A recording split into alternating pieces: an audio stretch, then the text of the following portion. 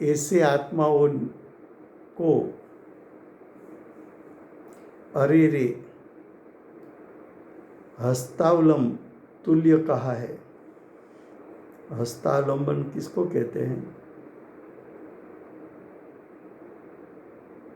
कि कोई खड्डे में गिर गया तो दूसरे ने अपना हाथ लंबा करके उसको बाहर खींच के बाहर निकाला।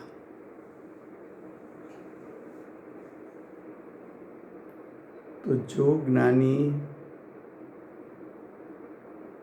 आत्म स्थिरता में से गिरे और विकल्प में आए,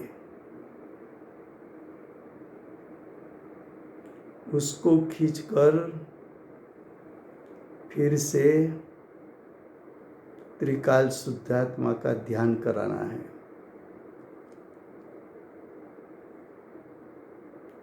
तो ज्ञानियों ने उपदेश दिया, आचार्यों ने उपदेश दिया कि ऐसा स्वभाव आएगा, लेकिन ये स्वभाव करने जैसा नहीं है, छोड़ने जैसा है। ये अभिप्राय सम्यक दृष्टि का है कि स्वभाव विभाव है, परलक्षी भाव है, उसका फल संसार है, उसका फल चार गति है, उसका फल दुख है। वर्तमान में भी जितना सुभरा गाया वो वितरागता का घातक है, सुख शांति का, आध्यात्मिक सुख शांति का घातक है। लेकिन पुरुषार्थ इतना चलता नहीं कि स्वभाव का अवलंबन लेकर जम जाए और पूर्णता प्राप्त कर ले।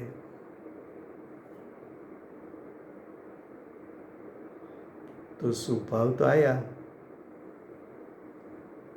फिर से पुरुषार्थ करके न्याय को ग्रहण किया, शुद्धि की वृद्धि की, स्वभाव इतना गल गया, फिर भी स्वभाव आया, फिर उसको छोड़कर फिर स्वभाव में स्थिरता की। अगर स्वभाव को ज्ञानी है ही नहीं मानते तो फिर से आत्म स्वभाव का अवलंबन क्यों लेंगे?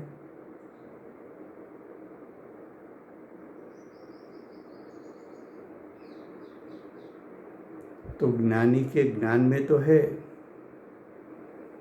कि स्वभाव अशुद्धता है और अशुद्धता छोड़ने जैसी है, और ज्ञानी प्रति समय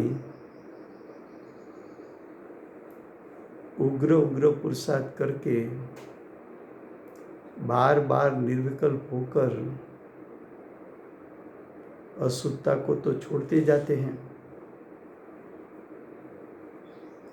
तो ज्ञानी के अभिप्राय में व्यवहारणी का विषय यानी पर्याय का भेद यानी स्वभाव के भेद, उसको गौण करना है, उसको यही करना है, वो व्यवहारणी का विषय है। उसका ज्ञानी को ज्ञान है, इसलिए तो छोड़ते जाते हैं। अब देखो आगे, फिर भी जो पुरुषों चैतन्य चमत्कार मात्र पर द्रव्य भाव से रहित शुद्ध नहीं के विषयभूत परम अर्थ को अंतरंग में अवलोकते हैं, उसकी श्रद्धा करते हैं, तथा तद्रूप लीन होकर चारित्र भाव को प्राप्त करते हैं, ये व्यवहार नहीं, कुछ भी प्रयोजनवान नहीं है। क्या कहा? जो पुरुषों का अर्थ है आत्मा, जो का अर्थ है साधक, साधक का आत्मा चैतन्य चमत्कार मात्र, आत्म स्वभाव चैतन्यमयी चैतन्यमयी चैतन्यमयी ज्ञायक है। जो आत्मा चैतन्यमयी चैतन्यमयी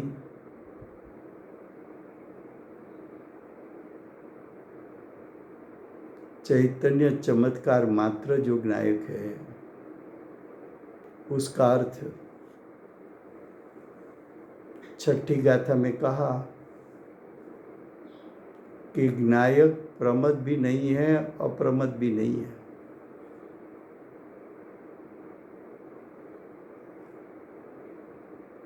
सातवीं गाथा में कहा आत्मा गुणभेद से रहित है। तो जो शुद्धने के विषयभूत आत्मा है उसको चैतन्य चमत्कार मात्र कहा। ये चैतन्य चमत्कार मात्र आत्मा परद्रव्य भाव से रहित, कर्म के उदय का अवलंबन लेकर जो उत्पन्न होता हुआ राग द्वेष, उससे रहित, शुद्धने के विषयभूत,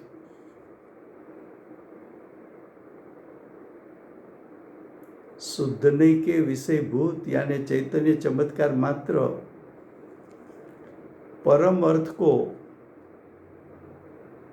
परम अर्थ का अर्थ है अर्थ यानी द्रव्य स्वभाव, जीव का द्रव्य स्वभाव,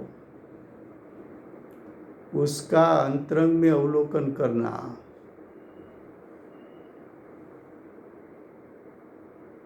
अनुभूति के काल में श्रुत ज्ञान ने परम अर्थ यानी ज्ञायक को अवलोकन किया, जान लिया, सम्यक ज्ञान प्रकट कर लिया, उसकी श्रद्धा की, शुद्धने के विषयभूत जो परम अर्थ यानी चैतन्य चमत्कार मात्र यानी ज्ञायक,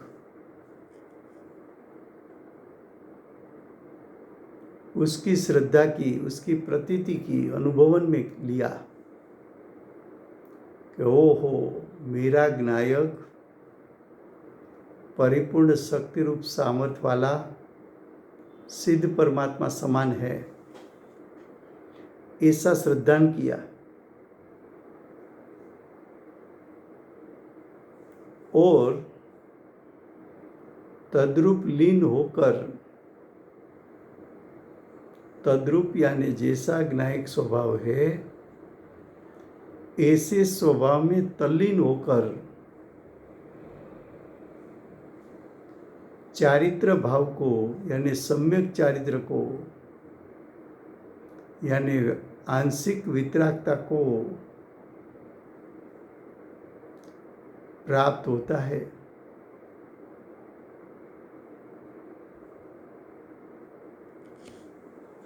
सम्यक दृष्टि, चतुर्थ गुणस्थानवर्ती सम्यक दृष्टि, साधक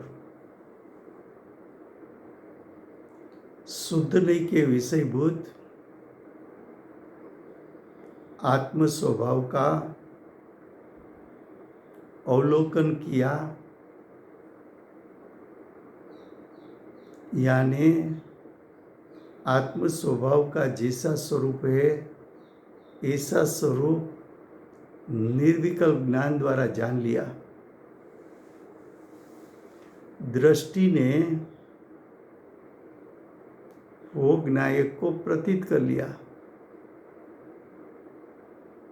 चारित्र ने ज्ञायक स्वभाव में एकरूपता करके, स्थिरता करके वितरागता को प्रकट कर ली।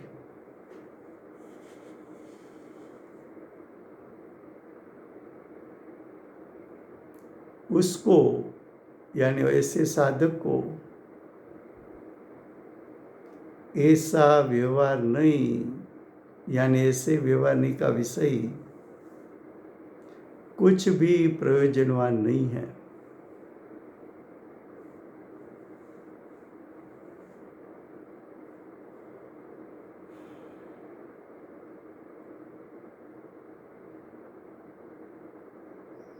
जानने के लिए प्रयोजनवान किया,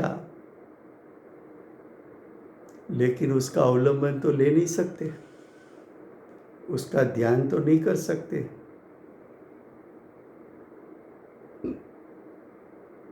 व्यवहारिक का विषय तो क्षणिक है, सुभराग तो क्षणिक है, और के लक्ष्य से उत्पन्न हुआ भाव है, उसका तो कोई प्रयोजन है ही नहीं। तो उस पर से उपयोग घटाकर चैतन्य चमत्कार मात्र शुद्धने के विषयभूत अर्थ को, यानी पदार्थ को, यानी पदार्थ के शुद्ध स्वभाव को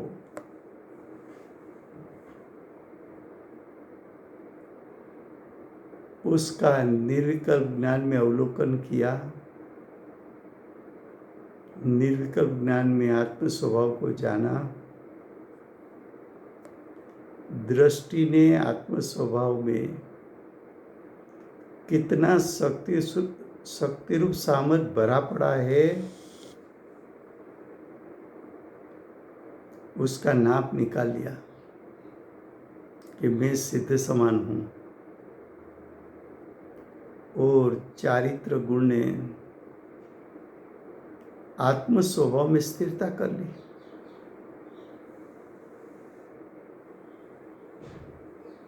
सम्यक दृष्टि अंतर्लीन होकर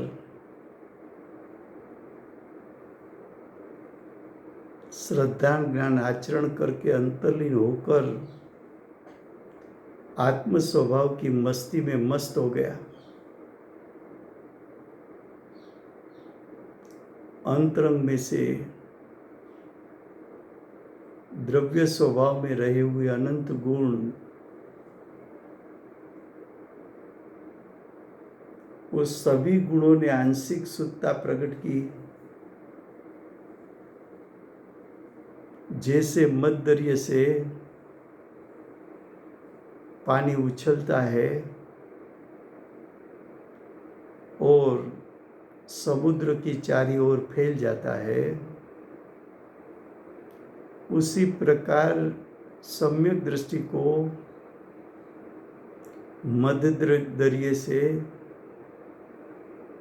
आत्मा की मध्य से अनंत गुणों की जो शुद्धता प्रकट हुई, वो असंख्यात असंख्यात प्रदेश में फैल गई। वो अतीन्द्रिय ज्ञान और सुख का स्वसंवेदन उसकी लीनता में ज्ञानी मस्ती में मस्त हो गए। ऐसे ज्ञानी ने व्यवहारिक अवलंबन छोड़ा, तब तो शुद्धने के विषयभूत ज्ञायक ग्रहण हुआ। इसलिए साधक को व्यवहार नहीं, कुछ भी प्रयोजनवान नहीं है। समझ में आता है? फिर से गुजराती में। જો શ્લોકાર્થ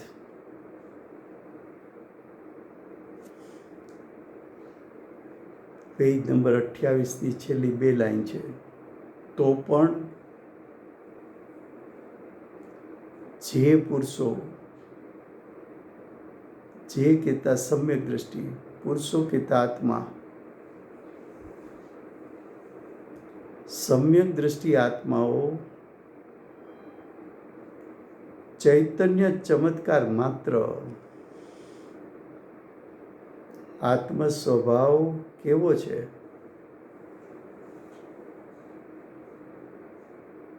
ચૈતન્ય ચમત્કાર માત્ર, જેમાં ગુણભેદ નથી, પર્યાય ભેદ નથી,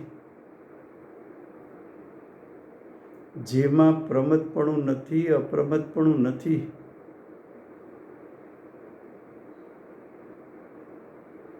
જેમાં સ્વસમય પરસમયપણું નથી,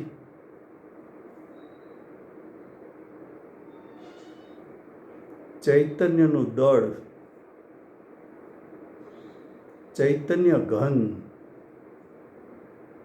સોલિડ, જેમાં મોહ રાગ દ્વેષનો પ્રવેશ નથી, જેમાં વિભાવનો પ્રવેશ નથી,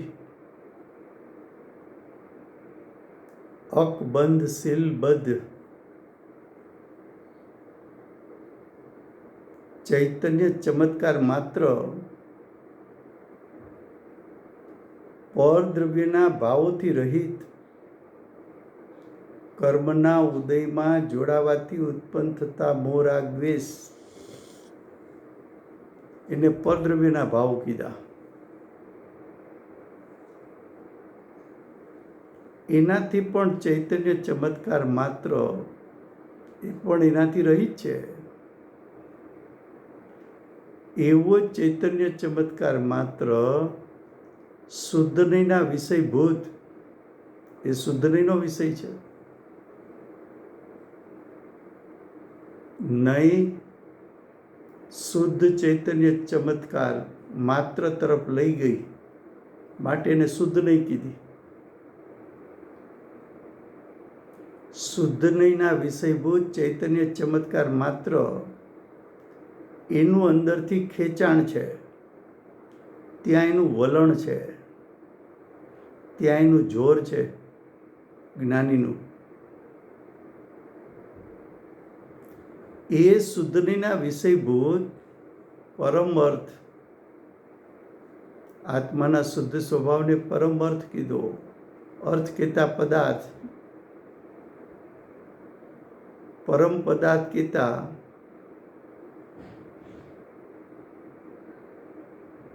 જીવ દ્રવ્યમાં સારભૂત એવો ત્રિકાળ શુદ્ધ સ્વભાવ,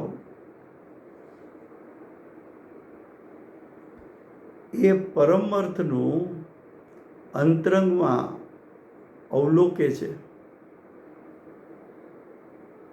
નિર્વિકલ્પ જ્ઞાન દ્વારા શુદ્ધ સ્વભાવને જાણે છે.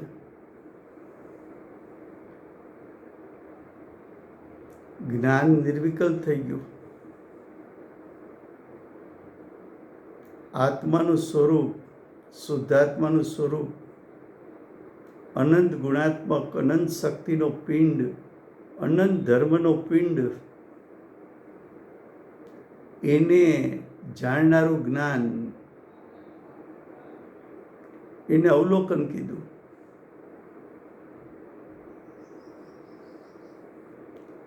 તેની શ્રદ્ધા કરે. ચૈતન્ય ચમત્કાર માત્રની શ્રદ્ધા કરવી, શુદ્ધ નહીંના વિષયભૂત આત્માનું શ્રદ્ધાન કરવું, પરમ પદાર્થનું શ્રદ્ધાન કરવું. શ્રદ્ધાન કરવું એટલે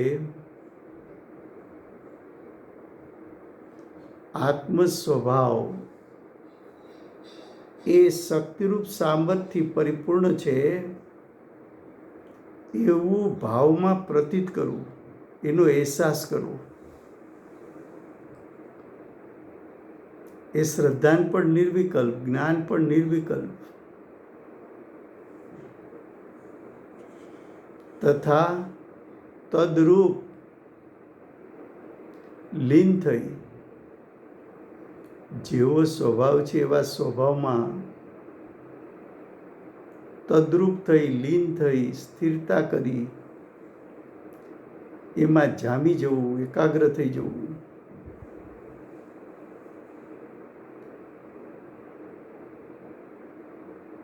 એમાં તદ્રુપ લીન થઈ ચારિત્ર ભાવને પ્રાપ્ત થાય છે. ચારિત્ર ભાવ એટલે વિતરાગતા. ચારિત્ર ભાવ એટલે આત્મ સ્વભાવમાં નિર્વિકલ્પ સ્થિરતા.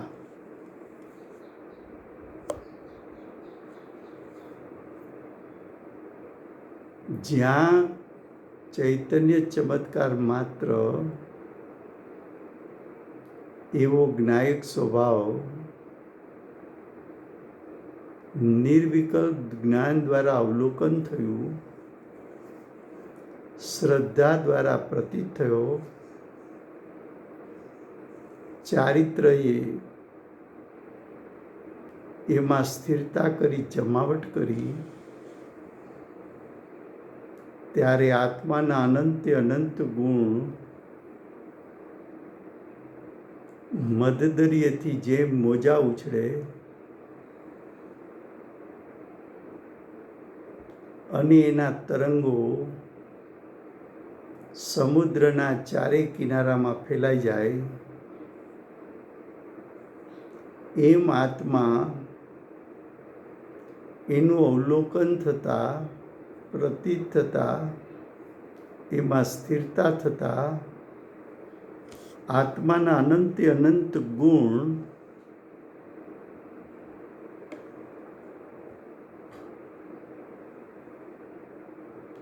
આંશિક શુદ્ધતા એની પ્રગટ થઈ, એના મોજા ઉછળ્યા.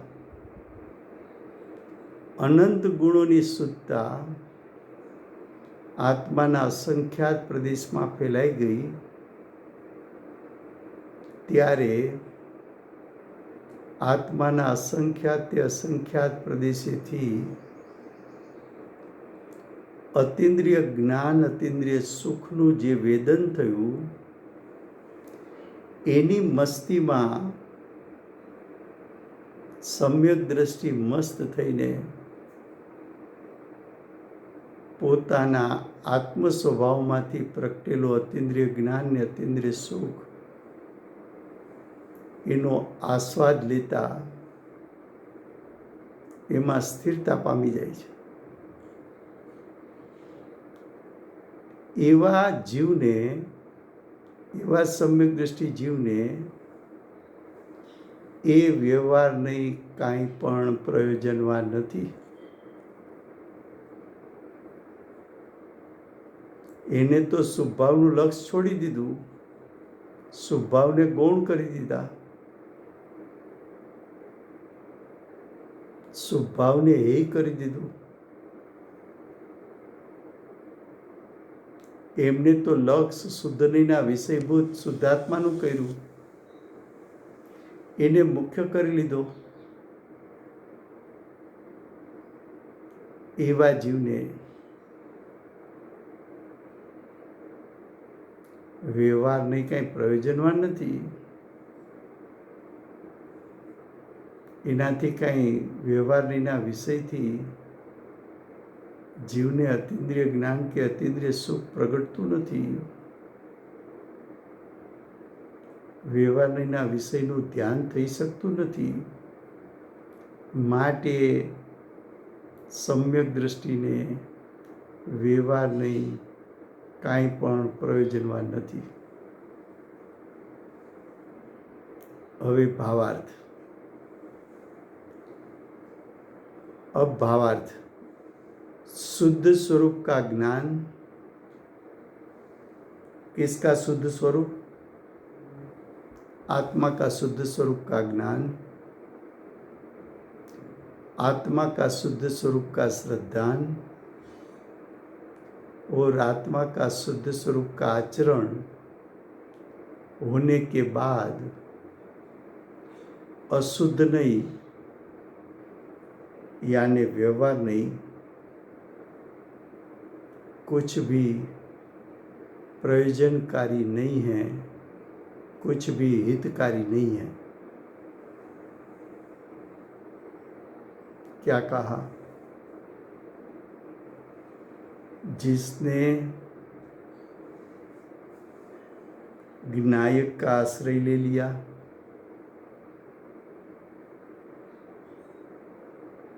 विनायक का ज्ञान कर लिया निर्विकल्प दशा में, निर्विकल्प दशा में ज्ञायक को प्रतीत कर लिया, निर्विकल्प दशा में ज्ञायक में स्थिरता पाली,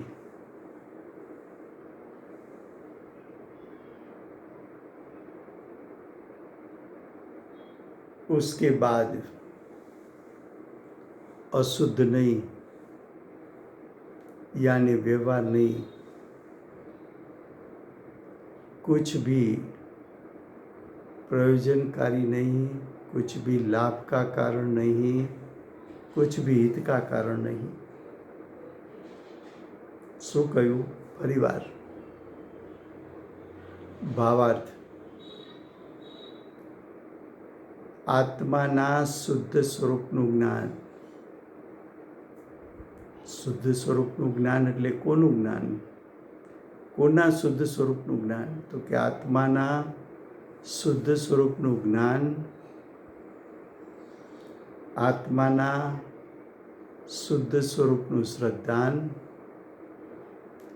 તથા આત્માના શુદ્ધ સ્વરૂપનું આચરણ થયા બાદ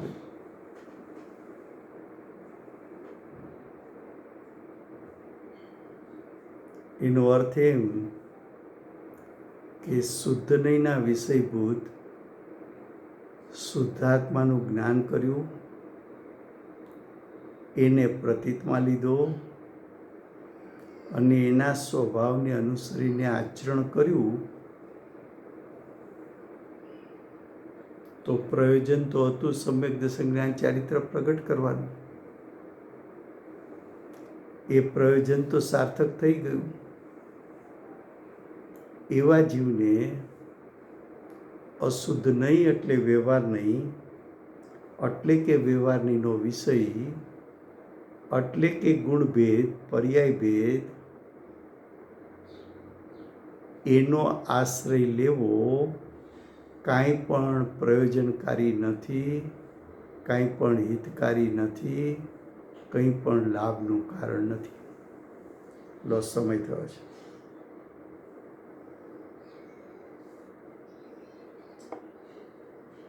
હા, હું ભૂલી ગયો આજે.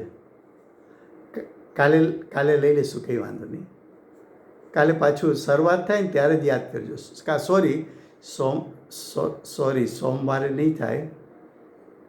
સોમવારે નહીં થાય, સોમવારો કાલનો સ્વાધ્યાય નથી, મંગળવારે સ્વાધ્યાય થશે, ત્યારે લઈ લેશું, કંઈ વાંધો નહીં.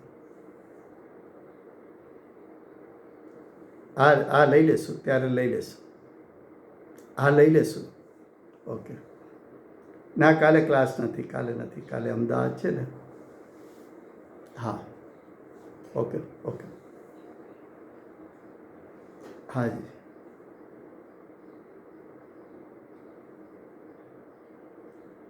હા,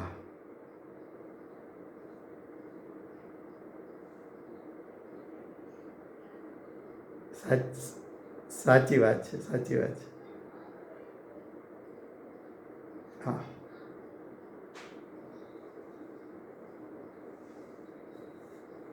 હા,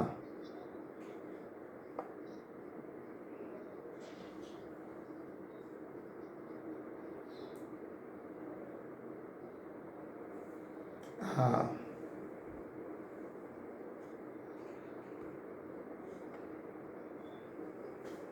તારણહાર ગુરુદેવનો જય હો,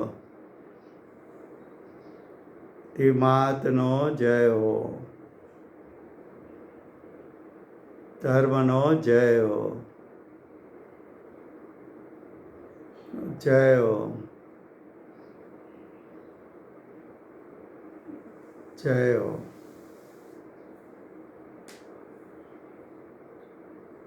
જય જયકાર કર જય જયકાર જય જયકાર નો જય જયકાર જય હો જય હો